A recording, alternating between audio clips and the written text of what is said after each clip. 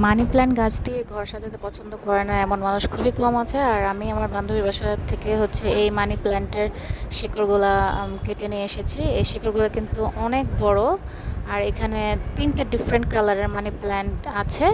একটা হচ্ছে এই যে লেমন কালারটা, এটা কিন্তু একটু আনকমন টাইপের একটা মানি প্ল্যান্ট। তো যাই হোক, আমি এগুলো নিয়ে এসেছি। এখন অল্প কিছু মাটি দিয়ে এই যে হাঁড়িটা আছে, এই হাঁড়িটা আমি নিজে আর ড্রয়িং করেছি।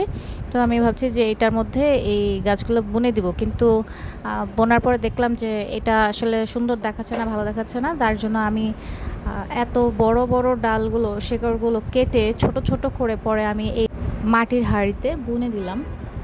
তো আপনারা অবশ্যই কমেন্ট করে জানাবেন যে আপনারা কিভাবে এত বড় ডালগুলো সেট করেন। আমি কিন্তু অনেক ভিডিওতে দেখেছি যে এরকম বড় বড় ডালগুলো এরকম ঝুলে থাকে আর অনেক সুন্দর লাগে দেখতে। যদিও আমি এটা করতে পারলাম না, তবে নেক্সট ভিডিওতে আমি অবশ্যই দেখাবো যে আমি কিভাবে বড় ডালগুলো সেট করলাম। তো আজকের মতো এখানে শেষ করছি। সবাই ভালো থাকবেন। আল্লাহ হাফেজ। আসসালামু আলাইকুম।